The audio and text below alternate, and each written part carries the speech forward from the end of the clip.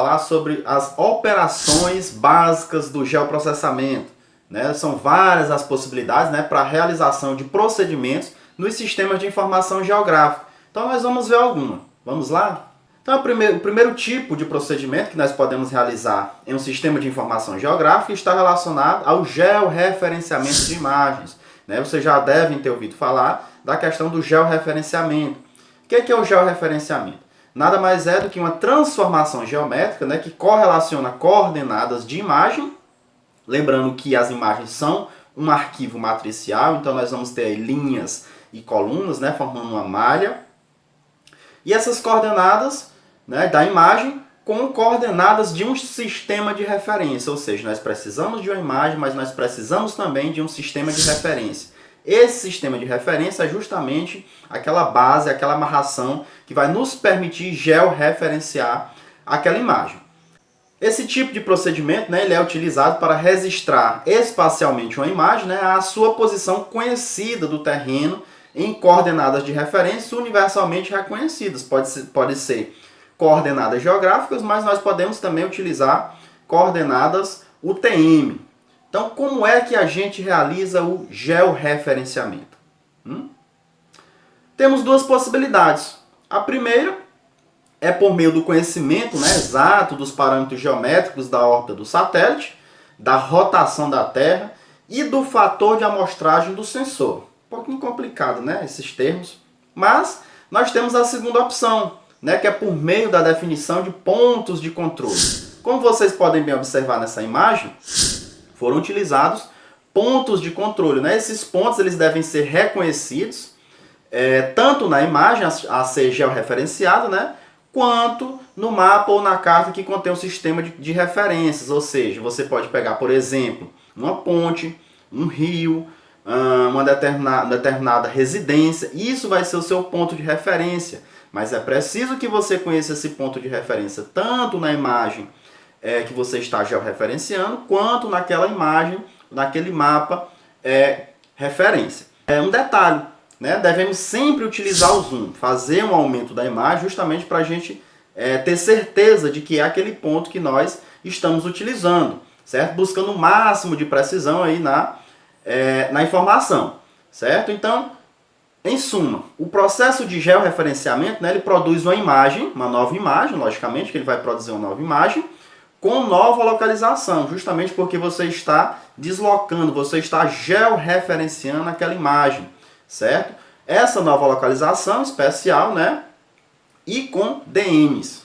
O que é DNs? Nada mais é do que números digitais, né, através da interpolação, né, que essa interpolação ela pode ser feita por alguns métodos, a exemplo aí do vizinho mais próximo, da interpolação bilinear ou da convolução cúbica. O segundo procedimento que nós podemos realizar num sistema de informação geográfica, né, diz respeito à classificação de imagens de sensoriamento remoto. Um procedimento bastante utilizado quando a gente vai fazer, por exemplo, estudos de uso e cobertura das terras. Só um exemplo, certo?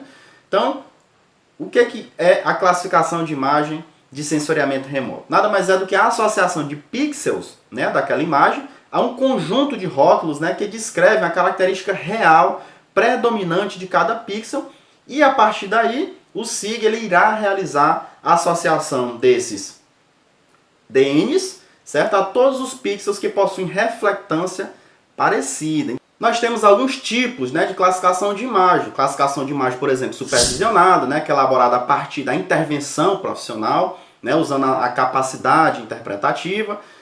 Nesse tipo de classificação, né, são definidas as assinaturas espectrais das categorias, ou seja, daquela classe que você diz que é aquele pixel, certo? De uso conhecido, por exemplo, pode ser um corpo hídrico, pode ser uma vegetação arbórea, arbustiva.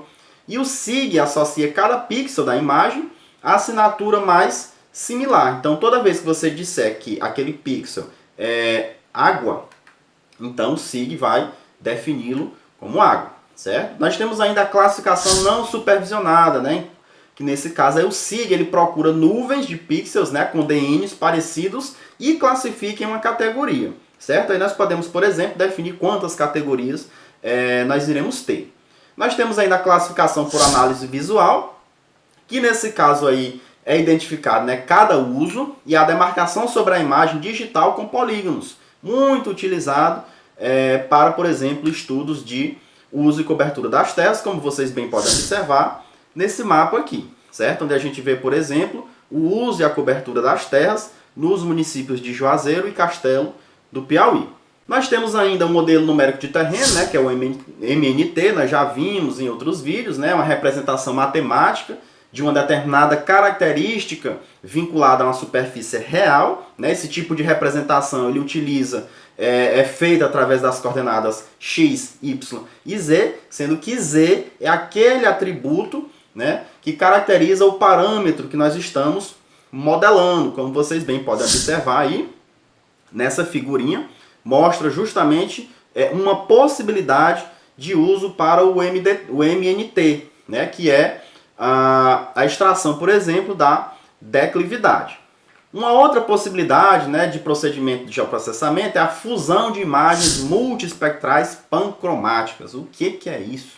Nada mais é do que o uso, né, desse tipo de procedimento para melhorar a classificação da imagem, geralmente efetuada, né, quando a gente pega uma imagem pancromática de alta resolução